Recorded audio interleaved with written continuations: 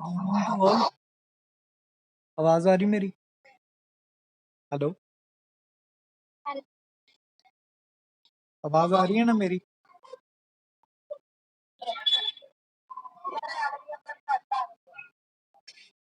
Okay okay.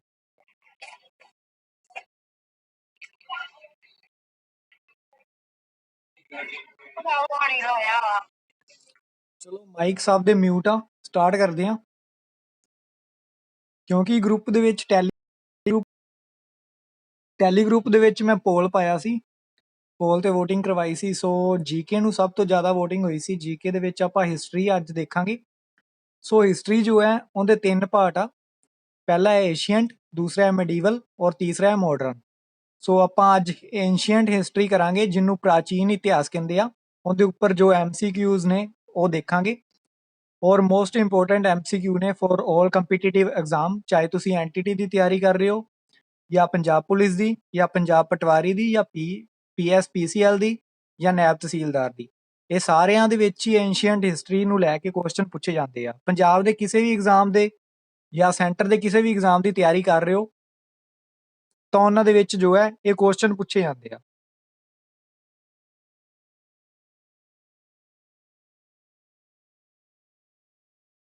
ਆਵਾਜ਼ ਸਭ ਨੂੰ ਨਹੀਂ ਆ ਰਹੀ ਜਾਂ ਸਿਰਫ ਜਿਨ੍ਹਾਂ ਨੇ ਮੈਸੇਜ ਕੀਤਾ ਉਹਨਾਂ ਨੂੰ ਨਹੀਂ ਆ ਰਹੀ?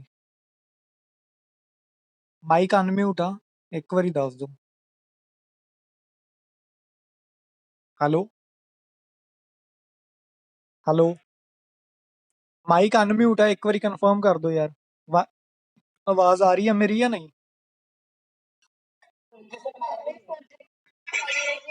ਜਿਨ੍ਹਾਂ ਨੂੰ ਨਹੀਂ ਆ ਰਹੀ ਇੱਕ ਵਾਰੀ ਉਹ ਫਿਰ ਰੀਜੁਆਇਨ ਕਰ ਲੈਣ। ਸੋ ਅੱਜ ਜੋ ਹੈ ਐਂਸ਼ੀਐਂਟ ਹਿਸਟਰੀ ਆਪਾਂ ਸ਼ੁਰੂ ਕਰਨ ਜਾ ਰਹੇ ਹਾਂ। ਫਰਸਟ ਕੁਐਸਚਨ ਹੈ, ਸਭ ਨੂੰ ਪਤਾ ਹੈ ਕਿ ਜੋ ਆਨਸਰ ਦੇਣੇ ਆ ਉਹ ਤੁਸੀਂ ਕਮੈਂਟ ਬਾਕਸ ਦੇ ਵਿੱਚ ਜਾਂ ਚੈਟ ਬਾਕਸ ਦੇ ਵਿੱਚ ਦੇਣੇ ਆ। ਸੋ ਫਰਸਟ ਕੁਐਸਚਨ ਹੈ ਅੱਜ ਦਾ, ਇਤਿਹਾਸ ਲਿਖਣ ਵਾਲੇ ਨੂੰ ਕੀ ਕਿਹਾ ਜਾਂਦਾ ਹੈ? ਆਪਸ਼ਨ ਏ ਹੈ ਲੇਖਕ, ਆਪਸ਼ਨ ਬੀ ਹੈ ਕਵੀ, ਆਪਸ਼ਨ ਸੀ ਹੈ ਇਤਿਹਾਸਕਾਰ, ਆਪਸ਼ਨ ਡੀ ਹੈ ਲਿਪਿਕਾਰ। ਜੋ ਇਤਿਹਾਸ ਦਾ ਲਿਖਣ ਵਾਲਾ ਹੈ ਉਸ ਨੂੰ ਇਤਿਹਾਸਕਾਰ ਕਹਿੰਦੇ ਆ। ਆਪਸ਼ਨ ਸੀ ਇਸ ਦਾ ਰਾਈਟ ਆਨਸਰ ਹੋਏਗਾ। ਇਸ ਤੋਂ ਇਲਾਵਾ ਆਪਾਂ ਨੂੰ ਪਤਾ ਹੋਣਾ ਚਾਹੀਦਾ ਹੈ ਕਿ ਇਤਿਹਾਸ ਹੈ ਕੀ। ਇਤਿਹਾਸ ਜੋ ਹੈ ਆਪਣੇ ਪ੍ਰਾਚੀਨ ਦਾ ਅਤੀਤ ਜਿਹਨੂੰ ਕਹਿੰਦੇ ਆ, ਪ੍ਰਾਚੀਨ ਦਾ ਅਧਿਐਨ ਹੈ। ਮਤਲਬ ਪ੍ਰਾਚੀਨਤਾ ਜੋ ਹੈ ਆਪਣੀ, ਉਸ ਦਾ ਅਧਿਐਨ ਹੈ। ਜੋ ਅੱਜ ਵਰਤਮਾਨ ਹੈ ਉਹ ਕੱਲ ਨੂੰ ਅਤੀਤ ਬਣ ਜਾਏਗਾ, ਠੀਕ ਹੈ। ਉਸ ਨੂੰ ਹੀ ਇਤਿਹਾਸ ਕਿਹਾ ਜਾਂਦਾ ਹੈ। ਔਰ ਇਤਿਹਾਸ ਆਪਾਂ ਕਿਉਂ ਪੜ੍ਹਦੇ ਹਾਂ? ਬੇਸਿਕਲੀ ਆਪਾਂ ਜੋ ਹਿਸਟਰੀ ਪੜ੍ਹਦੇ ਹਾਂ ਉਹ ਅਤੀਤ ਦੇ ਵਿੱਚ ਜੋ ਅਜਿਹੀਆਂ ਸਮੱਸਿਆਵਾਂ ਸੀ ਸਮਾਜ ਨੂੰ ਜੋ ਉੱਚਾ ਉੱਠਣ ਤੋਂ ਰੋਕਦੀਆਂ ਸੀ, ਉਹਨਾਂ ਨੂੰ ਦੂਰ ਕਰਨ ਲਈ, ਸਮਾਜ ਨੂੰ ਸੱਭਿਆ ਬਣਾਉਣ ਲਈ ਆਪਾਂ ਜੋ ਹੈ ਅਤੀਤ ਦਾ ਅਧਿਐਨ, ਇਤਿਹਾਸ ਦਾ ਅਧਿਐਨ ਜੋ ਹੈ ਕਰਦੇ ਹਾਂ, ਠੀਕ ਹੈ। ਜਿਵੇਂ ਕਿ ਆਪਾਂ ਦੇਖਦੇ ਹਾਂ ਕਿ ਆਪਣੇ ਸਮਾਜ ਦੇ ਵਿੱਚ ਪਹਿਲਾਂ ਬਾਲ ਵਿਆਹ ਸੀ, ਸਤੀ ਪ੍ਰਥਾ ਸੀ, ਵਿਧਵਾ ਵਿਆਹ ਨਹੀਂ ਹੋਣ ਦਿੱਤਾ ਜਾਂਦਾ ਸੀ। ਸੋ ਉਹ ਇਹੋ ਜਿਹੀਆਂ ਹੋਰ ਕਈ ਸਾਰੀਆਂ ਕੁਰੀਤੀਆਂ ਸੀ ਜਿਨ੍ਹਾਂ ਨੂੰ ਆਪਾਂ ਸਮੇਂ ਦੇ ਨਾਲ ਨਾਲ ਸਮਾਜ ਦੇ ਵਿੱਚੋਂ ਦੂਰ ਕੀਤਾ। ਇਸ ਤੋਂ ਇਲਾਵਾ ਛੂਆ-ਛਾਤ ਦੀ ਪ੍ਰਥਾ ਸੀ, ਜਿਹਨੂੰ ਆਪਾਂ ਸੰਵਿਧਾਨ ਜਦੋਂ ਲਾਗੂ ਹੋਇਆ ਤਾਂ ਆਰਟੀਕਲ 17 ਦੇ ਵਿੱਚ ਜੋ ਹੈ ਛੂਆ-ਛਾਤ ਪ੍ਰਥਾ ਨੂੰ ਖਤਮ ਕੀਤਾ ਗਿਆ ਸੀ, ਠੀਕ ਹੈ। ਨੈਕਸਟ ਕੁਐਸਚਨ ਹੈ, ਇਤਿਹਾਸ ਯੂਨਾਨੀ ਸ਼ਬਦ ਤੋਂ ਨਿਕਲਿਆ ਹੈ। ਆਪਸ਼ਨ ਏ ਹੈ ਹੈਕਟਰੀਆ, ਆਪਸ਼ਨ ਬੀ ਹੈ ਹਿਸਟਰੀ, ਆਪਸ਼ਨ ਸੀ ਹੈ ਹਿਸਟੋਰੀਆ, ਆਪਸ਼ਨ ਡੀ ਹੈ ਹਿਸਕਰੀਆ।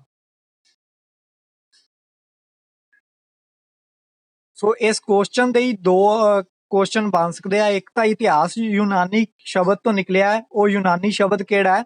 ਉਹ ਹਿਸਟੋਰੀਆ ਹੈ। ਅਗਰ ਕੁਐਸਚਨ ਨੂੰ ਉਲਟਾ ਕਰਕੇ ਪੁੱਛਿਆ ਜਾਵੇ ਕਿ ਹਿਸਟੋਰੀਆ ਜੋ ਸ਼ਬਦ ਹੈ ਉਹ ਕਿਸ ਭਾਸ਼ਾ ਦਾ ਸ਼ਬਦ ਹੈ, ਤਾਂ ਉਹ ਯੂਨਾਨੀ ਸ਼ਬਦ ਹੈ, ਠੀਕ ਹੈ, ਜਿਸ ਦਾ ਮਤਲਬ ਇਤਿਹਾਸ ਹੈ। ਕੁਐਸਚਨ ਤੀਜਾ ਹੈ, ਇਤਿਹਾਸ ਦਾ ਪਿਤਾਮਾ ਹੈ। ਆਪਸ਼ਨ ਏ ਹੈ ਚਣਕਿਆ, ਆਪਸ਼ਨ ਬੀ ਹੈ ਅਸ਼ੋਕਾ, ਆਪਸ਼ਨ ਸੀ ਹੈ ਨੈਪੋਲੀਅਨ, ਆਪਸ਼ਨ ਡੀ ਹੈ ਹੈਰੋਡੋਟਸ। ਜੋ ਇਤਿਹਾਸ ਦਾ ਪਿਤਾਮਾ ਹੈ ਉਹ ਕੌਣ ਹੈ? ਡੀ ਆ ਰਿਹਾ ਔਰ ਸੀ ਔਰ ਡੀ ਆ ਰਿਹਾ। ਸੋ ਇਸ ਦਾ ਰਾਈਟ ਆਨਸਰ ਹੈ ਆਪਸ਼ਨ ਡੀ। ਇਤਿਹਾਸ ਦਾ ਪਿਤਾਮਾ ਜੋ ਹੈ ਹੈਰੋਡੋਟਸ ਹੈ। ਇਸ ਨੇ ਹੀ ਸਭ ਤੋਂ ਪਹਿਲਾਂ ਇਤਿਹਾਸ ਨੂੰ ਲਿਖਿਆ ਸੀ। ਨੈਕਸਟ ਕੁਐਸਚਨ ਹੈ, ਜਿਸ ਇਤਿਹਾਸ ਦਾ ਲਿਖਤੀ ਵੇਰਵਾ ਨਹੀਂ ਮਿਲਦਾ। ਆਪਸ਼ਨ ਏ ਹੈ ਇਤਿਹਾਸ, ਆਪਸ਼ਨ ਬੀ ਹੈ ਇਤਿਹਾਸ ਪੂਰਵ, ਮਤਲਬ ਬਿਫੋਰ ਕ੍ਰਾਈਸਟ, ਆਪਸ਼ਨ ਸੀ ਹੈ ਈਸਵੀ, ਮਤਲਬ ਐਨੋ ਡੋਮਿਨੀ। ਆਪਸ਼ਨ ਡੀ ਹੈ ਪੂਰਵ ਇਤਿਹਾਸ। ਜਿਸ ਇਤਿਹਾਸ ਦਾ ਲਿਖਤੀ ਵੇਰਵਾ ਨਹੀਂ ਮਿਲਦਾ ਉਸ ਨੂੰ ਕੀ ਕਿਹਾ ਜਾਂਦਾ ਹੈ? ਐਫ ਤਾਂ ਆਪਸ਼ਨ ਹੀ ਹੈ ਨਹੀਂ ਕਿਰਨ ਰਾਣੀ। ਸਹੀ ਆਨਸਰ ਹੈ ਆਪਸ਼ਨ ਡੀ। ਜਿਸ ਇਤਿਹਾਸ ਦਾ ਲਿਖਤੀ ਵੇਰਵਾ ਨਹੀਂ ਮਿਲਦਾ ਉਸ ਨੂੰ ਪੂਰਵ ਇਤਿਹਾਸ ਕਹਿੰਦੇ ਆ। ਦੇਖੋ ਆਪਾਂ ਇਤਿਹਾਸ ਨੂੰ ਜੋ ਹੈ ਦੋ ਭਾਗਾਂ ਦੇ ਵਿੱਚ ਵੰਡ ਸਕਦੇ ਹਾਂ। ਪਹਿਲਾ ਹੈ ਪੂਰਵ ਇਤਿਹਾਸ ਔਰ ਦੂਸਰਾ ਹੈ ਇਤਿਹਾਸ। ਇਸ ਇਤਿਹਾਸ ਨੂੰ ਅੱਗੇ ਈਸਵੀ ਪੂਰਵ ਔਰ ਈਸਵੀ ਦੇ ਵਿੱਚ ਵੰਡਿਆ ਜਾਂਦਾ ਹੈ। ਠੀਕ ਹੈ, ਜਿਹੜਾ ਪੂਰਵ ਇਤਿਹਾਸ ਹੈ ਉਸ ਦਾ ਲਿਖਤੀ ਵੇਰਵਾ ਨਹੀਂ ਮਿਲਦਾ ਔਰ ਜਿਹੜਾ ਇਤਿਹਾਸ ਹੈ ਉਸ ਦਾ ਲਿਖਤੀ ਵੇਰਵਾ ਜੋ ਹੈ ਆਪਾਂ ਨੂੰ ਮਿਲਦਾ ਹੈ। ਠੀਕ ਹੈ, ਇਸ ਇਤਿਹਾਸ ਨੂੰ ਅੱਗੇ ਆਪਾਂ ਇਹਨਾਂ ਦੋ ਟਾਈਪਸ ਦੇ ਵਿੱਚ ਵੰਡਦੇ ਹਾਂ, ਇੱਕ ਈਸਵੀ ਪੂਰਵ ਔਰ ਇੱਕ ਈਸਵੀ ਵਿੱਚ। ਠੀਕ ਹੈ, ਨੈਕਸਟ ਕੁਐਸਚਨ ਹੈ ਪੰਜਵਾਂ, ਮਨੂ ਸਮ੍ਰਿਤੀ ਹੈ। ਆਪਸ਼ਨ ਏ ਹੈ ਵੇਦ, ਆਪਸ਼ਨ ਬੀ ਹੈ ਮਹਾਕਾਵੀ, ਆਪਸ਼ਨ ਸੀ ਹੈ ਅਰਥ ਸ਼ਾਸਤਰ, ਆਪਸ਼ਨ ਡੀ ਹੈ ਧਰਮ ਸ਼ਾਸਤਰ।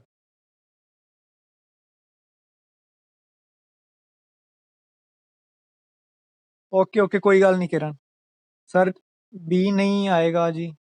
ਪ੍ਰਭਦੀਪ ਕੌਰ, ਜਿਹੜੇ ਕੁਐਸਚਨ ਵਿੱਚ ਡਾਊਟ ਹੋਏ ਉਹ ਨੋਟ ਕਰ ਲੈਣਾ। ਬਾਕੀ ਸਭ ਲਈ ਵੀ ਇਹੀ ਆ ਕਿ ਜਿਸ ਕੁਐਸਚਨ ਵਿੱਚ ਡਾਊਟ ਹੋਏ ਉਹ ਨੋਟ ਕਰ ਲੈਣਾ, ਮੈਂ ਕਲੈਰੀਫਾਈ ਕਰਦਾ ਉਹਨੂੰ। ਮਨੂ ਸਮ੍ਰਿਤੀ ਜੋ ਹੈ ਇੱਕ ਧਰਮ ਸ਼ਾਸਤਰ ਹੈ। ਠੀਕ ਹੈ, ਧਰਮ ਸ਼ਾਸਤਰ ਦੇ ਵਿੱਚ ਕੀ ਹੁੰਦਾ ਹੈ ਕਿ ਨਿਯਮ ਅਤੇ ਕਾਨੂੰਨ ਜੋ ਆ ਜਿਹੜੇ ਸਮਾਜ ਉੱਪਰ ਲਾਗੂ ਹੁੰਦੇ ਆ ਉਹਨਾਂ ਨੂੰ ਲਿਖਿਆ ਜਾਂਦਾ ਸੀ। ਇਸ ਨੂੰ ਹੀ ਧਰਮ ਸ਼ਾਸਤਰ ਕਿਹਾ ਜਾਂਦਾ ਹੈ। ਸੋ ਮਨੂ ਸਮ੍ਰਿਤੀ ਇੱਕ ਧਰਮ ਸ਼ਾਸਤਰ ਹੈ। ਇਸ ਦਾ ਰਾਈਟ ਆਨਸਰ ਆਪਸ਼ਨ ਡੀ ਹੈ। ਛੇਵਾਂ ਕੁਐਸਚਨ ਹੈ, ਅਰਥ ਸ਼ਾਸਤਰ ਦਾ ਲੇਖਕ ਕੌਣ ਹੈ? ਆਪਸ਼ਨ ਏ ਹੈ ਚਣਕਿਆ, ਆਪਸ਼ਨ ਬੀ ਹੈ ਮੈਕਸਥਨੀਜ਼, ਆਪਸ਼ਨ ਸੀ ਹੈ ਆਰਿਆਭੱਟ, ਆਪਸ਼ਨ ਡੀ ਹੈ ਕੋਈ ਵੀ ਨਹੀਂ। ਜਿੰਨੀਆਂ ਵੀ ਬੁੱਕਸ ਲਿਖੀਆਂ ਗਈਆਂ ਉਹਨਾਂ ਦੇ ਰਾਈਟਰ ਤੁਹਾਨੂੰ ਪਤਾ ਹੋਣੇ ਚਾਹੀਦੇ ਆ। ਇਹਨਾਂ ਉੱਪਰ ਕੋਈ ਨਾ ਕੋਈ ਕੁਐਸਚਨ ਜੋ ਹੈ ਐਗਜ਼ਾਮ ਦੇ ਵਿੱਚ ਪੁੱਛਿਆ ਜਾ ਸਕਦਾ। ਸੀ ਵੀ ਆਨਸਰ ਆ ਰਿਹਾ ਔਰ ਏ ਆ ਰਿਹਾ।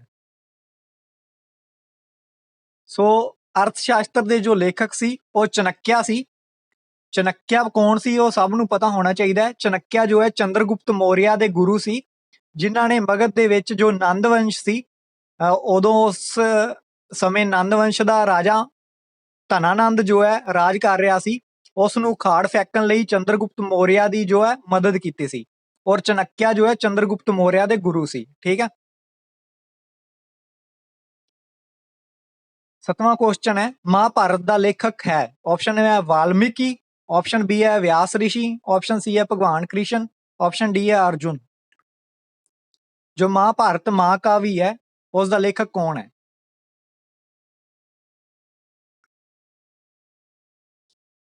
ਬੀ ਆ ਰਿਹਾ ਮੋਸਟਲੀ। ਸੋ ਇਸ ਦਾ ਰਾਈਟ ਆਂਸਰ ਹੈ ਆਪਸ਼ਨ ਜੋ ਹੈ ਰਿਸ਼ੀ ਵਿਆਸ। ਆਪਸ਼ਨ ਬੀ ਇਸ ਦਾ ਰਾਈਟ ਆਂਸਰ ਹੈ। ਮਹਾਭਾਰਤ ਦੇ ਲੇਖਕ ਜੋ ਹੈ ਰਿਸ਼ੀ ਵਿਆਸ ਰਿਸ਼ੀ ਨੇ।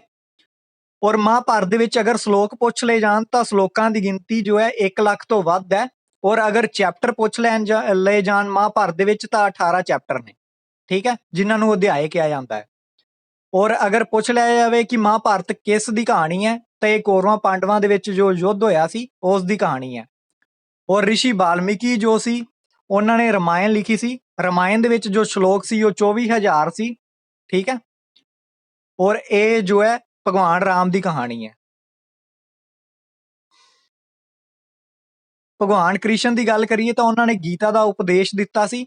ਔਰ ਕਿਸ ਨੂੰ ਦਿੱਤਾ ਸੀ? ਉਹ ਅਰਜੁਨ ਨੂੰ ਦਿੱਤਾ ਸੀ ਮਹਾਭਾਰਤ ਦੇ ਕੁਰੂਕਸ਼ੇਤਰ ਦੇ ਮੈਦਾਨ ਦੇ ਵਿੱਚ। ਠੀਕ ਹੈ, 8ਵਾਂ ਕੁਐਸਚਨ ਹੈ, ਇੰਡਿਕਾ ਦਾ ਲੇਖਕ ਹੈ। ਆਪਸ਼ਨ ਏ ਹੈ ਨੈਪੋਲੀਅਨ, ਆਪਸ਼ਨ ਬੀ ਹੈ ਕਾਲੀਦਾਸ, ਆਪਸ਼ਨ ਸੀ ਹੈ ਅਸ਼ੋਕਾ, ਆਪਸ਼ਨ ਡੀ ਹੈ ਮੈਕਸਾਨੀਜ਼।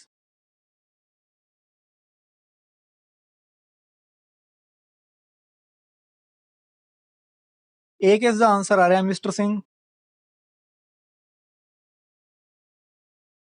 ਡੀ ਔਰ ਏ ਆ ਰਿਹਾ।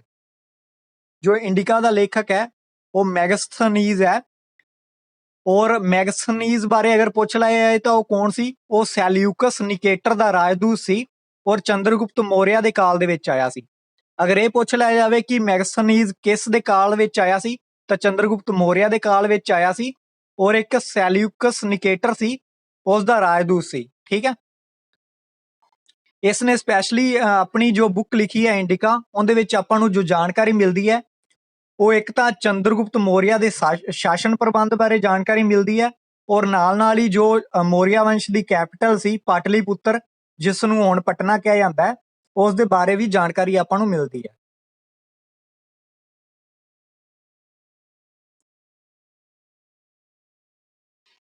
ਮੇਰੀ ਵੌਇਸ ਕਲੀਅਰ ਨਹੀਂ ਆ ਰਹੀ?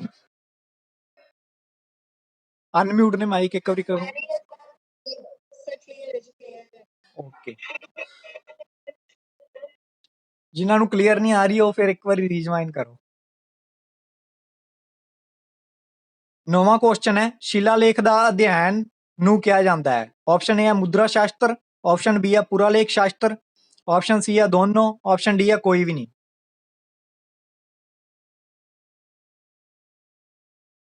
ਸੋ ਇਸ ਦਾ ਆਨਸਰ ਆ ਰਿਹਾ ਬੀ।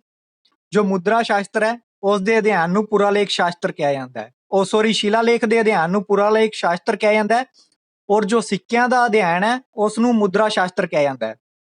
ਠੀਕ ਹੈ, ਇਸ ਦਾ ਰਾਈਟ ਆਨਸਰ ਆਪਸ਼ਨ ਬੀ ਹੈ। ਸ਼ਿਲਾਲੇਖ ਦੇ ਅਧਿਐਨ ਨੂੰ ਪੁਰਾਲੇਖ ਸ਼ਾਸਤਰ ਕਹਿੰਦੇ ਆ, ਔਰ ਸਿੱਕਿਆਂ ਦੇ ਅਧਿਐਨ ਨੂੰ ਮੁਦਰਾ ਸ਼ਾਸਤਰ ਕਹਿੰਦੇ ਆ। ਠੀਕ ਹੈ, 10ਵਾਂ ਕੁਐਸਚਨ ਹੈ, ਸਿੰਧੂ ਘਾਟੀ ਸਭਿਅਤਾ ਦੇ ਵਪਾਰਕ ਸੰਬੰਧ ਸੀ? ਆਪਸ਼ਨ ਏ ਹੈ ਮਿਸਰ ਨਾਲ, ਆਪਸ਼ਨ ਬੀ ਹੈ ਮੈਸੋਪੋਟਾਮੀਆ ਨਾਲ, ਆਪਸ਼ਨ ਸੀ ਹੈ ਦੋਨਾਂ ਨਾਲ, ਆਪਸ਼ਨ ਡੀ ਹੈ ਕੋਈ ਵੀ ਨਹੀਂ।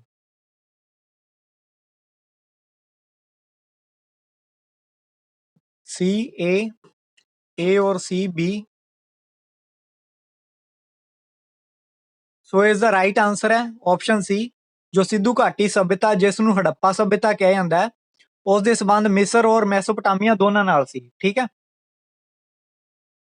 ਔਰ ਇਹ ਦੋਨੋਂ ਜੋ ਸਭਿਅਤਾਵਾਂ ਸੀ, ਮਿਸਰ ਔਰ ਮੈਸੋਪੋਟਾਮੀਆ, ਇਹ ਸਿੰਧੂ ਘਾਟੀ ਦੀ ਸਭਿਅਤਾ ਦੇ ਸਮਕਾਲੀ ਸੀ। ਇਸ ਤੋਂ ਇਲਾਵਾ ਇੱਕ ਹੋਰ ਸਭਿਅਤਾ ਸੀ ਚੀਨ ਦੇ ਵਿੱਚ, ਹਵੋਂਗ ਹਾਂ ਨਦੀ ਦੇ ਵਿੱਚ ਨਾਲ ਜੋ ਹੋਈ ਸੀ, ਉਹ ਵੀ ਸਭਿਅਤਾ ਜੋ ਸੀ ਸਿੰਧੂ ਘਾਟੀ ਦੀ ਸਿਮਿਲਰ ਜੋ ਹੈ ਪੈਰਲਲ ਚੱਲ ਰਹੀ ਸੀ। 11ਵਾਂ ਕੁਐਸਚਨ ਹੈ, ਸਾਤਵਾਹਨਾਂ ਸਮੇਂ ਮੁੱਖ ਬੰਦਰਗਾਹ ਨਹੀਂ ਸੀ? ਬੰਦਰਗਾਹ ਮਤਲਬ ਪਤਨ ਜਿਸ ਨੂੰ ਕਹਿੰਦੇ ਆ। ਆਪਸ਼ਨ ਏ ਹੈ ਕਵੇਰੀਪਟਨਮ, ਆਪਸ਼ਨ ਬੀ ਹੈ ਪੁਹਾਰ, ਆਪਸ਼ਨ ਸੀ ਹੈ ਕੋਰਕੋਈ, ਆਪਸ਼ਨ ਡੀ ਹੈ ਕੋਲਕਾਤਾ। ਸਰ ਵੌਇਸ ਕਲੀਅਰ ਨਹੀਂ ਆ ਰਹੀ, ਇੱਕ ਹੋਰ ਮੈਸੇਜ ਆਇਆ। ਗਲੈਕਸੀ J7 Max ਤੁਸੀਂ ਇੱਕ ਵਾਰੀ ਰੀਜਵਾਈਨ ਕਰ ਲਓ, ਬਾਕੀ ਸਭ ਨੂੰ ਆ ਰਹੀ ਹੈ ਕਲੀਅਰ। ਪ੍ਰਭਦੀਪ ਕੌਰ, ਪੇਪਰ ਦੇ ਵਿੱਚ ਏ ਜਾਂ ਸੀ ਨਹੀਂ ਲਗਾ ਪਾਓਗੇ, ਇੱਕ ਹੀ ਦੱਸੋ। ਸੋ ਇਸ ਦਾ ਰਾਈਟ ਆਨਸਰ ਜੋ ਹੈ ਆਪਸ਼ਨ ਡੀ ਹੈ। ਸਾਤਵਾਹਨਾਂ ਦੇ ਸਮੇਂ ਜੋ ਮੁੱਖ ਬੰਦਰਗਾਹ ਸੀ ਉਹ ਕਲਕੱਤਾ ਨਹੀਂ ਸੀ। ਬੇਸਿਕਲੀ ਅਗਰ ਆਪਾਂ ਸਾਤਵਾਹਨਾਂ ਦੀ ਗੱਲ ਕਰ ਰਹੇ ਹਾਂ ਤਾਂ ਸਾਤਵਾਹਨਾਂ ਨੂੰ ਦੱਖਣੀ ਪੱਥ ਦੇ ਸਵਾਮੀ ਕਿਹਾ ਜਾਂਦਾ ਸੀ, ਮਤਲਬ ਜੋ ਦੱਖਣ ਵੱਲ ਰਸਤਾ ਜਾਂਦਾ ਸੀ ਉਸ ਦੇ ਸਵਾਮੀ ਸੀ। ਔਰ ਕਲਕੱਤਾ ਜੋ ਹੈ ਪੂਰਬੀ ਭਾਰਤ ਦਾ ਹਿੱਸਾ ਹੈ, ਪੂਰਬੀ ਭਾਰਤ ਦੀ ਬੰਦਰਗਾਹ ਸੀ। ਠੀਕ ਹੈ, ਸੋ ਇਹਨਾਂ ਨਾਲ ਕਲਕੱਤਾ ਨਾਲ ਇਹਨਾਂ ਦਾ ਕੋਈ ਲਿੰਕ ਨਹੀਂ ਸੀ। ਔਰ ਕਵੇਰੀਪਟਮ, ਪੁਹਾਰ, ਕੋਰਕੋਈ, ਇਹ ਜੋ ਹੈ ਸਾਤਵਾਹਨਾਂ ਸਮੇਂ ਮੁੱਖ ਬੰਦਰਗਾਹਾਂ ਸੀ। 12ਵਾਂ ਕੁਐਸਚਨ ਹੈ, ਰੋਮ ਵਾਸੀ ਦੱਖਣੀ ਭਾਰਤ ਨਾਲ ਵਪਾਰ ਕਰਨ ਲਈ ਕਿਸ ਚੀਜ਼ ਦੀ ਵਰਤੋਂ ਕਰਦੇ ਸੀ? ਆਪਸ਼ਨ ਏ ਹੈ ਤਾਂਬਾ, ਆਪਸ਼ਨ ਬੀ ਹੈ ਸੋਨਾ, ਆਪਸ਼ਨ ਸੀ ਹੈ ਕਾਂਸਾ, ਆਪਸ਼ਨ ਡੀ ਹੈ ਕੋਈ ਨਹੀਂ।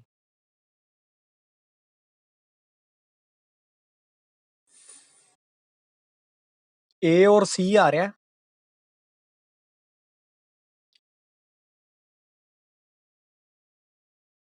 ਏ ਔਰ ਸੀ ਹੀ ਆ ਰਿਹਾ, ਅਜੇ ਤੱਕ ਕਿਸੇ ਦਾ ਰਾਈਟ ਆਨਸਰ ਮਤਲਬ ਆਇਆ ਨਹੀਂ ਹੈ। ਸੋ ਜੋ ਰੋਮ ਵਾਸੀ ਸੀ ਉਹ ਸੋਨੇ ਦੇ ਨਾਲ ਹੀ ਦੱਖਣੀ ਭਾਰਤ ਦੇ ਵਿੱਚ ਵਪਾਰ ਕਰਦੇ ਸੀ। ਸੋ ਇਸ ਦਾ ਰਾਈਟ ਆਨਸਰ ਆਪਸ਼ਨ ਬੀ ਹੈ। ਠੀਕ ਹੈ, ਉੱਥੋਂ ਦੇ ਇੱਕ ਲੇਖਕ ਸੀ ਰੋਮ ਦੇ, ਉਹਨਾਂ ਦਾ ਨਾਮ ਹੈ ਪੁਲਨੀ। ਉਹਨਾਂ ਨੇ ਕਿਹਾ ਸੀ ਕਿ ਇੱਥੋਂ ਦੇ ਲੋਕ ਜੋ ਆ ਆਪਣੀ ਅਯਾਸ਼ੀ ਲਈ ਜੋ ਹੈ ਸਮਾਨ ਦੱਖਣੀ ਭਾਰਤ ਤੋਂ ਖਰੀਦ ਰਹੇ ਆ, ਉਹ ਸਮਾਨ ਖਰੀਦਣ ਕਰਕੇ ਜੋ ਰੋਮ ਦਾ ਸਾਰਾ ਸੋਨਾ ਹੈ ਉਸ ਦੀ ਨਿਕਾਸੀ ਭਾਰਤ ਵੱਲ ਹੋ ਰਹੀ ਹੈ। ਠੀਕ ਹੈ, ਇਸ ਲਈ ਸੋਨੇ ਦੇ ਨਾਲ ਜੋ ਹੈ ਦੱਖਣੀ ਭਾਰਤ ਨਾਲ ਵਪਾਰ ਕਰਦੇ ਸੀ, ਔਰ ਸੋਨਾ ਆਣ ਕਰਕੇ ਦੱਖਣੀ ਭਾਰਤ ਜੋ ਹੈ ਕਾਫੀ ਅਮੀਰ ਹੁੰਦਾ ਗਿਆ। ਪ੍ਰਾਚੀਨ ਸਮੇਂ ਦੀ ਗੱਲ ਕਰ ਰਹੇ ਹਾਂ, ਹੁਣ ਦੇ ਸਮੇਂ ਦੀ ਨਹੀਂ। ਆਪਸ਼ਨ ਨੈਕਸਟ ਕੁਐਸਚਨ ਹੈ 13ਵਾਂ, ਰੋਮ ਨਾਲ ਭਾਰਤ ਦੇ ਸੰਬੰਧ ਦੀ ਜਾਣਕਾਰੀ ਦਿੱਤੀ। ਆਪਸ਼ਨ ਏ ਹੈ ਪਟੋਲਮੀ, ਆਪਸ਼ਨ ਬੀ ਹੈ ਸੰਗਮ ਸਾਹਿਤ, ਆਪਸ਼ਨ ਸੀ ਹੈ ਇੰਡਿਕਾ, ਆਪਸ਼ਨ ਡੀ ਹੈ ਏ ਐਂਡ ਬੀ ਦੋਨੋਂ।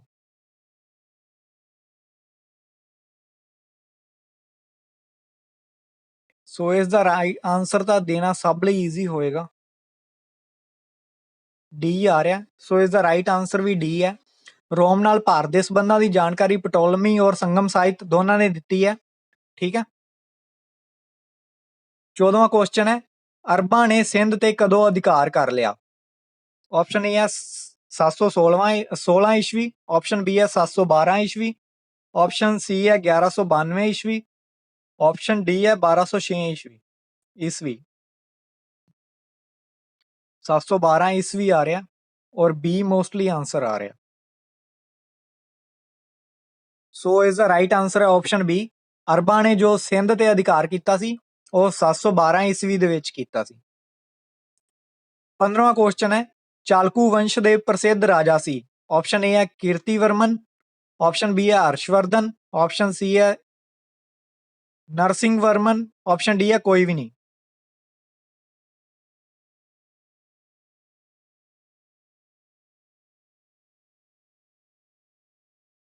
ਬੀ ਆ ਰਿਹਾ ਇਸ ਦਾ ਮੋਸਟਲੀ ਆਨਸਰ। ਸੋ ਇਸ ਦਾ ਰਾਈਟ ਆਨਸਰ ਜੋ ਹੈ ਆਪਸ਼ਨ ਏ ਹੈ ਕੀਰਤੀਵਰਮਨ, ਜੋ ਸੀ ਚਾਲਕੂ ਵੰਸ਼ ਦੇ ਜੋ ਪ੍ਰਸਿੱਧ ਰਾਜਾ ਸੀ। ਇਸ ਤੋਂ ਇਲਾਵਾ ਪੁਲਕੇਸ਼ਨ ਦੂਜਾ ਸੀ, ਪੁਲਕੇਸ਼ਨ ਸੈਕਿੰਡ ਚਾਲਕੂ ਵੰਸ਼ ਦੇ ਪ੍ਰਸਿੱਧ ਰਾਜਾ ਸੀ। ਹਰਸ਼ਵਰਧਨ ਜੋ ਸੀ ਚਾਲਕੂ ਵੰਸ਼ ਨਾਲ ਰਿਲੇਟ ਨਹੀਂ ਕਰਦੇ ਸੀ। ਠੀਕ ਹੈ। ਹਰਸ਼ਵਰਧਨ ਨੂੰ ਤਾਂ ਪੁਲਕੇਸ਼ਨ ਦੂਜੇ ਨੇ ਆਪਣੇ ਰਾਜ ਦੇ ਵਿੱਚ ਐਂਟਰ ਹੀ ਨਹੀਂ ਕਰਨ ਦਿੱਤਾ ਸੀ, ਉਸ ਨੂੰ ਹਰਾ ਦਿੱਤਾ ਸੀ। ਪੁਲਕੇਸ਼ਨ ਦੂਜਾ ਜੋ ਚਾਲਕੂ ਵੰਸ਼ ਦਾ ਰਾਜਾ ਸੀ। ਠੀਕ ਹੈ। ਸੋ 600 ਈਸਵੀ ਪੂਰਵ ਦੇ ਵਿੱਚ ਇਹ ਇੱਕ ਸ਼ਕਤੀਸ਼ਾਲੀ ਵੰਸ਼ ਸੀ, ਚਾਲਕੂ ਵੰਸ਼ ਜੋ ਸੀ। ਠੀਕ ਹੈ। 16ਵਾਂ ਕੁਐਸਚਨ ਹੈ, ਚਾਲਕੂਆਂ ਦੀ ਰਾਜਧਾਨੀ ਦਾ ਨਾਂ ਕੀ ਸੀ? ਆਪਸ਼ਨ ਏ ਹੈ ਕਨੌਜ, ਆਪਸ਼ਨ ਬੀ ਹੈ ਬਦਾਮੀ, ਆਪਸ਼ਨ ਸੀ ਹੈ ਅਹੋਲ, ਆਪਸ਼ਨ ਡੀ ਹੈ ਬੋਧ ਗਇਆ। ਵੌਇਸ ਕੱਟ ਕੱਟ ਕੇ ਆ ਰਹੀ ਹੈ।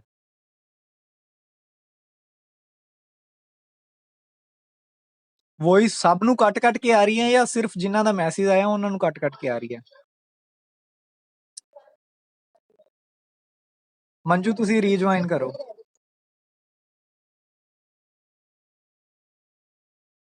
ਸੋ ਜੋ ਚਾਲਕੂਆਂ ਦੀ ਰਾਜਧਾਨੀ ਸੀ ਉਹਦਾ ਨਾਮ ਬਦਾਮੀ ਸੀ। Option B is the right answer ਹੈ। ਬਦਾਮੀ ਤੋਂ ਇਲਾਵਾ ਇਸ ਨੂੰ ਵਤਾਪੀ ਵੀ ਕਿਹਾ ਜਾਂਦਾ ਹੈ। ਠੀਕ ਹੈ।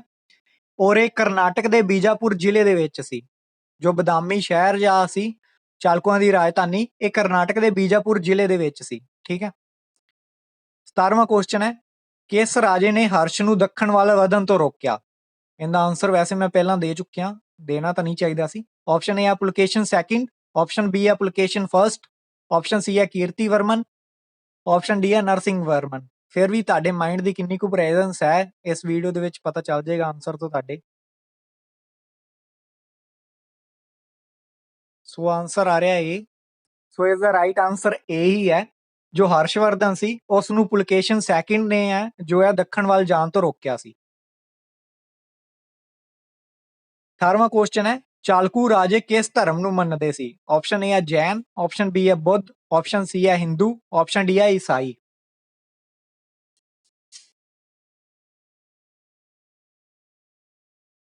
BAD 18ਵੇਂ ਦਾ ਇਹ ਸ਼ੀਨਮ ਜੈਸਵਾਲ ਨੇ ਕਿਹਾ। ਸੋ ਇਸ ਦਾ ਰਾਈਟ ਆਨਸਰ ਹੈ ਆਪਸ਼ਨ ਏ, ਜੈਨ ਧਰਮ ਨੂੰ ਮੰਨਦੇ ਸੀ ਲੇਕਿਨ ਉਹਨਾਂ ਨੇ ਕਈ ਹਿੰਦੂ ਮੰਦਿਰ ਵੀ ਬਣਵਾਏ ਸੀ। ਠੀਕ ਹੈ। ਇਹ ਨਹੀਂ ਕਿ ਸਿਰਫ ਜੈਨ ਧਰਮ ਨੂੰ ਮੰਨਣ ਨਾਲ ਉਹ ਕੱਟੜ ਸੀ, ਲੇਕਿਨ ਕੱਟੜ ਨਹੀਂ ਸੀ, ਲੇਕਿਨ ਉਹ ਬਾਕੀ ਧਰਮਾਂ ਦਾ ਵੀ ਉਨਾ ਹੀ ਸਨਮਾਨ ਕਰਦੇ ਸੀ ਜਿੰਨਾ ਜੈਨ ਧਰਮ ਨੂੰ ਮੰਨਦੇ ਸੀ। ਲੇਕਿਨ ਅਗਰ ਬੇਸਿਕਲੀ ਪੁੱਛਿਆ ਜਾਏ ਚਾਲਕੂ ਰਾਜੇ ਕਿਸ ਧਰਮ ਨੂੰ ਮੰਨਦੇ ਸੀ ਤਾਂ ਉਹ ਜੈਨ ਧਰਮ ਨੂੰ ਮੰਨਦੇ ਸੀ। ਠੀਕ ਹੈ।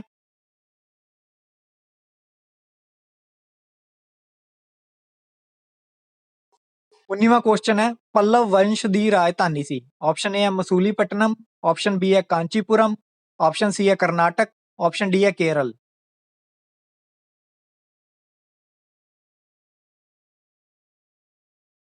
ਜੋ ਵੀ ਡਾਊਟ ਹੋਏਗਾ ਮੰਜੂ ਉਹ ਬਾਅਦ ਚ ਮੈਂ ਲਾਂਗਾ, ਇੱਕ ਵਾਰੀ ਕੁਐਸਚਨ ਹੋ ਲੈਣ ਦੋ।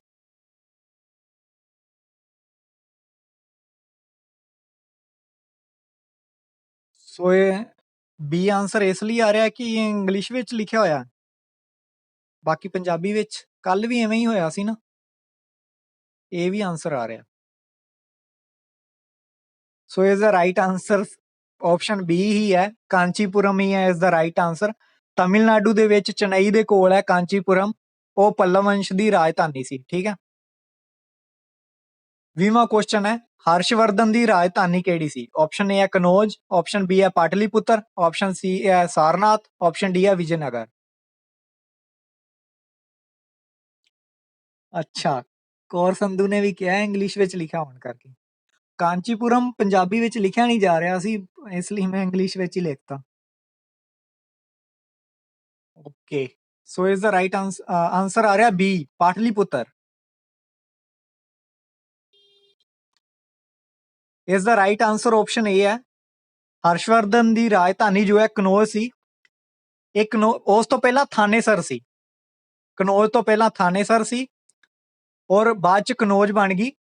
ਕਨੌਜ ਉਦੋਂ ਬਣੀ ਜਦੋਂ ਉਸਦੇ ਜੀਜਾ ਗ੍ਰਹਿ ਵਰਮਨ ਨੂੰ ਬੰਗਾਲ ਦੇ ਸ਼ਾਸਕ ਨੇ ਮਾਰਤਾ, ਔਰ ਜੋ ਉਸਦਾ ਜੀਜਾ ਗ੍ਰਹਿ ਵਰਮਨ ਸੀ ਉਹ ਮੋਖਰੀ ਵੰਸ਼ ਦਾ ਆਖਰੀ ਸ਼ਾਸਕ ਸੀ, ਔਰ ਮੋਖਰੀ ਵੰਸ਼ ਦੀ ਜੋ ਰਾਜਧਾਨੀ ਸੀ ਉਹ ਕਨੌਜ ਸੀ।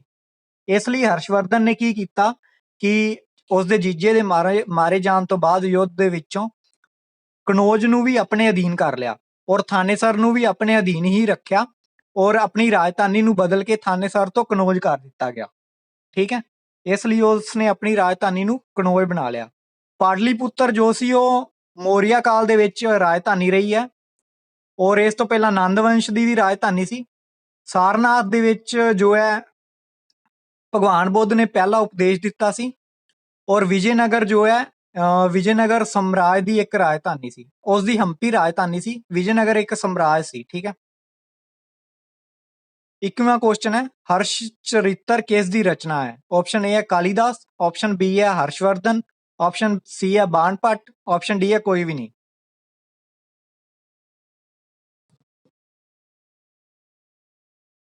ਇੱਕੀਵੇਂ ਦਾ ਆਨਸਰ ਕੀ ਆ ਰਿਹਾ? ਓਕੇ ਸਰ, 21ਵੇਂ ਦਾ ਸੀ ਆਇਆ, ਸੀ ਬੀ ਏ। ਸੋ ਹਰਸ਼ ਚਰਿੱਤਰ ਜੋ ਹੈ ਉਹ ਬਾਣ ਭੱਟ ਦੀ ਰਚਨਾ ਹੈ। ਬਾਣ ਭੱਟ ਜੋ ਸੀ ਹਰਸ਼ ਦਾ ਇੱਕ ਦਰਬਾਰੀ ਕਵੀ ਸੀ। ਠੀਕ ਹੈ। ਇਸ ਤੋਂ ਇਲਾਵਾ ਹਰਸ਼ ਨੇ ਵੀ ਆਪਣੀਆਂ ਜੋ ਹੈ ਪੁਸਤਕਾਂ ਲਿਖੀਆਂ ਸੀ, ਉਹ ਵੀ ਮਹਾਨ ਕੋਟੀ ਦਾ ਇੱਕ ਕਵੀ ਸੀ, ਉੱਚ ਕੋਟੀ ਦਾ। ਲੇਕਿਨ ਜੋ ਹਰਸ਼ ਚਰਿੱਤਰ ਰਚਨਾ ਹੈ ਉਹ ਬਾਣ ਭੱਟ ਦੀ ਹੈ।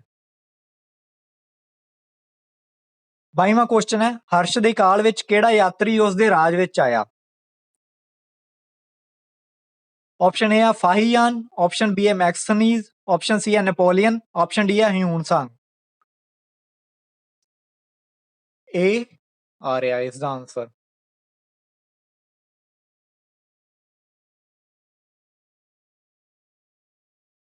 ਬਾਈਵੇਂ ਦਾ ਏ, ਸੀ, ਡੀ ਔਰ ਡੀ ਆ ਰਿਹਾ। ਹਰਸ਼ ਦੇ ਕਾਲ ਦੇ ਵਿੱਚ ਦੇਖੋ ਹਿਊਨ-ਸਾਂਗ ਆਇਆ ਸੀ। ਇਸ ਨੂੰ ਯਾਦ ਰੱਖਣ ਦਾ ਇੱਕ ਇਹ ਤਰੀਕਾ ਹੈ, ਹਾਹੇ ਤੋਂ ਹਰਸ਼ ਹੁੰਦਾ ਹੈ ਸ਼ੁਰੂ, ਔਰ ਹਾਹੇ ਤੋਂ ਹੀ ਹਿਊਨ-ਸਾਂਗ ਸ਼ੁਰੂ ਹੁੰਦਾ ਹੈ। ਹਰਸ਼ ਦੇ ਕਾਲ ਦੇ ਵਿੱਚ ਹਿਊਨ-ਸਾਂਗ ਆਇਆ ਸੀ। ਠੀਕ ਹੈ। 23ਵਾਂ ਕੁਐਸਚਨ ਹੈ ਹਰਸ਼ ਨੇ ਕਿਹੜੀ ਕਿਤਾਬ ਨਹੀਂ ਲਿਖੀ? ਆਪਸ਼ਨ ਏ ਹੈ ਨਾਗਨੰਦਾ, ਆਪਸ਼ਨ ਬੀ ਹੈ ਰਤਨਾਵਲੀ, ਆਪਸ਼ਨ ਸੀ ਹੈ ਪ੍ਰਿਯਦਰਸ਼ਿਕਾ, ਆਪਸ਼ਨ ਡੀ ਹੈ ਹਰਸ਼ ਚਰਿੱਤਰ। ਜੋ ਹਰਸ਼ਵਰਧਨ ਕਨੌਜ ਦਾ ਸ਼ਾਸਕ ਸੀ ਉਸਨੇ ਕਿਹੜੀ ਕਿਤਾਬ ਨਹੀਂ ਲਿਖੀ? ਕਿਉਂਕਿ ਉਹ ਉੱਚ ਕੋਟੀ ਦਾ ਇੱਕ ਵਿਦਵਾਨ ਸੀ, ਲੇਖਕ ਵੀ ਸੀ। ਸੋ ਹਰਸ਼ ਚਰਿੱਤਰ ਜੋ ਹੈ ਬਾਣ ਭੱਟ ਦੀ ਰਚਨਾ ਹੈ, ਇਸ ਲਈ ਇਹ ਹਰਸ਼ ਨੇ ਨਹੀਂ ਲਿਖੀ। ਇਸ ਤੋਂ ਇਲਾਵਾ ਇਹ 3 ਪੁਸਤਕਾਂ ਦੇ ਨਾਂ ਯਾਦ ਰੱਖ ਲਿਓ, ਕਈ ਵਾਰੀ ਡਾਇਰੈਕਟ ਇਹਨਾਂ ਤੇ ਵੀ ਕੁਐਸਚਨ ਆ ਜਾਂਦਾ ਹੈ ਕਿ ਹਰਸ਼ ਨੇ ਕਿਹੜੀ ਕਿਤਾਬ ਲਿਖੀ। ਪਹਿਲੀ ਹੈ ਨਾਗਨੰਦਾ, ਦੂਸਰੀ ਹੈ ਰਤਨਾਵਲੀ, ਤੀਸਰੀ ਹੈ ਪ੍ਰਿਯਦਰਸ਼ਿਕਾ। 24ਵਾਂ ਕੁਐਸਚਨ ਹੈ ਹਰਸ਼ ਕਿਸ ਧਰਮ ਨੂੰ ਮੰਨਦਾ ਸੀ? ਆਪਸ਼ਨ ਹੈ ਸ਼ਿਵ, ਆਪਸ਼ਨ ਬੀ ਹੈ ਬੁੱਧ, ਆਪਸ਼ਨ ਸੀ ਹੈ ਜੈਨ, ਆਪਸ਼ਨ ਡੀ ਹੈ ਵਿਸ਼ਨੂੰ।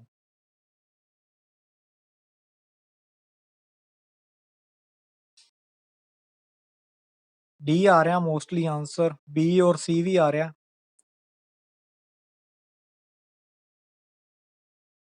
ਇਸ ਦਾ ਰਾਈਟ ਆਨਸਰ ਹੈ ਆਪਸ਼ਨ ਏ।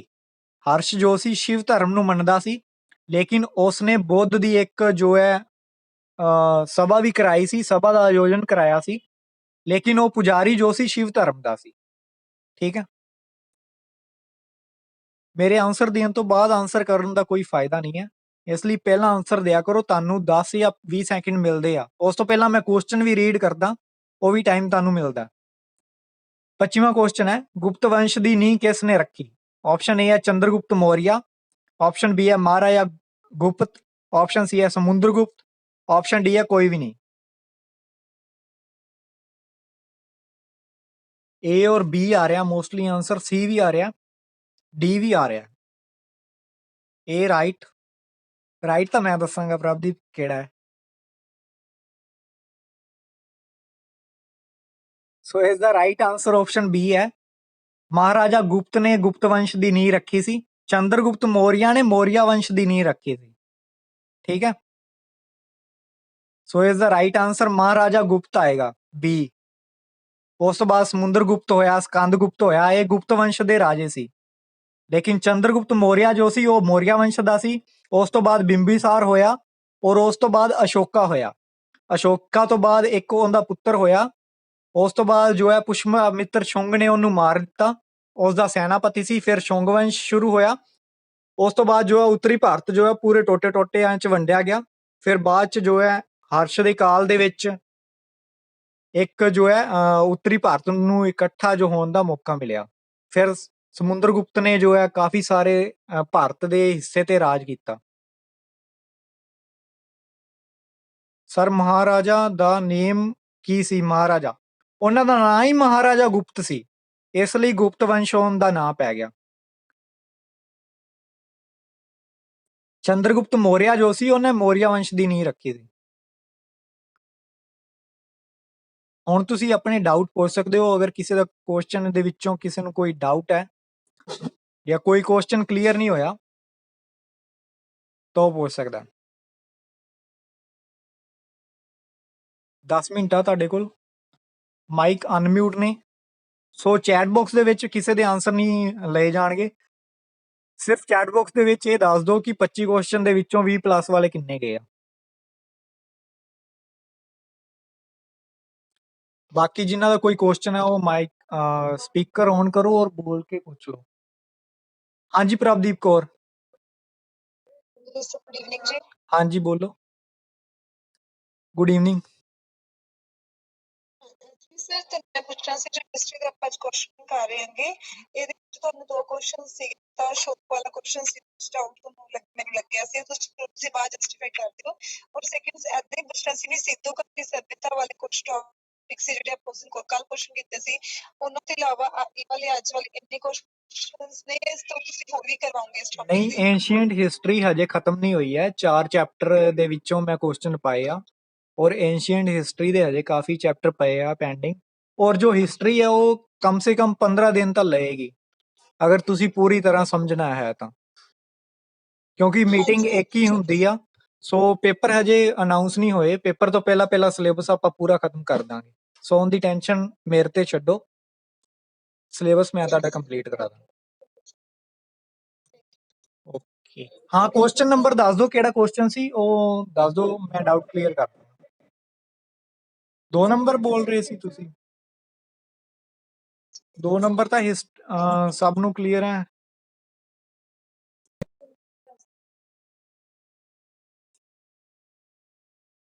15 ਤੱਕ, ਹਾਂਜੀ ਆਲ ਸਿਲੇਬਸ ਕਰਵਾਓਗੇ?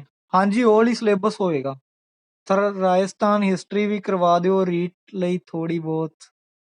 ਰਾਜਸਥਾਨ ਦੀ ਹਿਸਟਰੀ ਬਹੁਤ ਲੰਬੀ ਹੈ, ਮੈਂ ਖੁਦ ਰੀਡ ਦਿੱਤਾ ਹੋਇਆ 2017 ਦੇ ਵਿੱਚ ਦਿੱਤਾ ਸੀ। ਸੋ ਰਾਜਸਥਾਨ ਦੀ ਹਿਸਟਰੀ ਮੈਂ ਇੰਨੀ ਪੜ੍ਹ ਕੇ ਨਹੀਂ ਗਿਆ ਸੀ। EWS ਕਹਿ ਰਿਹਾ, ਸੌਰੀ, এনवायरमेंट ਪੜ੍ਹ ਕੇ ਚਲੇ ਜਾਓ, ਉਹਦੇ ਵਿੱਚ ਕਲੀਅਰ ਹੋ ਜਾਏਗਾ। ਬੇਸਿਕਲੀ ਉਹਨਾਂ ਦੀਆਂ ਨਦੀਆਂ ਯਾਦ ਰੱਖ ਲਓ, ਰਾਜਸਥਾਨ ਦਾ ਏਰੀਆ ਯਾਦ ਰੱਖ ਲਓ, ਪੋਪੂਲੇਸ਼ਨ ਯਾਦ ਰੱਖ ਲਓ, ਇੰਨਾ ਕੁ ਬਹੁਤ ਹੈ। ਇਹਦੇ ਵਿੱਚੋਂ 2-3 ਕੁਐਸਚਨ ਬਣ ਜਾਣਗੇ, 2-3 ਨੰਬਰ ਕਾਫੀ ਹੁੰਦੇ ਆ ਰਾਜਸਥਾਨ ਜੀਕੇ ਚੋਂ। ਝੀਲਾਂ ਯਾਦ ਰੱਖ ਲਓ ਰਾਜਸਥਾਨ ਦੀਆਂ, ਜਾਂ ਉੱਥੋਂ ਦੇ ਰਾਸ਼ਟਰੀ ਪਾਰਕ ਵਗੈਰਾ ਯਾਦ ਰੱਖ ਲਓ, ਬਸ ਇੰਨਾ ਬਹੁਤ ਆ। ਪੂਰੀ ਹਿਸਟਰੀ ਨਹੀਂ ਪੜ੍ਹਨ ਦੀ ਨੀਡ ਰਾਜਸਥਾਨ ਵਾਲੀ, ਔਰ ਇੰਨੀ ਹਿਸਟਰੀ ਹੋ ਵੀ ਨਹੀਂ ਪਾਏਗੀ। ਕਿੰਨਾ ਨੰਬਰ ਕੁਐਸਚਨ?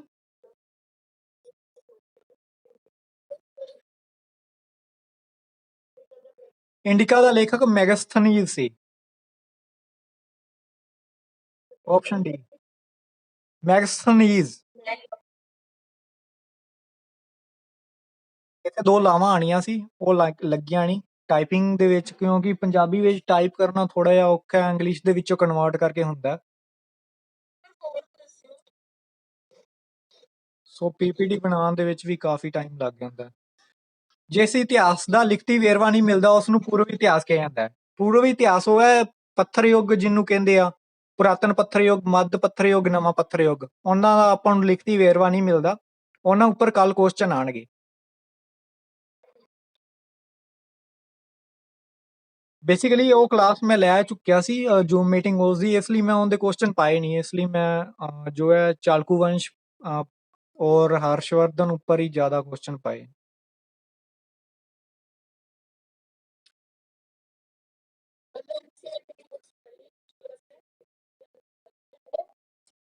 9th 10th ਤਾਂ ਵੈਸੇ ਵੀ ਨਹੀਂ ਪੜ੍ਹਨ ਦੀ ਲੋੜ। ਕਿਸ ਐਗਜ਼ਾਮ ਦੀ ਤਿਆਰੀ ਕਰ ਰਹੇ ਹੋ? 9th 10th ਨਾ ਪੜ੍ਹੋ, ਵਰਲਡ ਹਿਸਟਰੀ ਆ, 8th ਤੱਕ ਪੜ੍ਹ ਲਓ।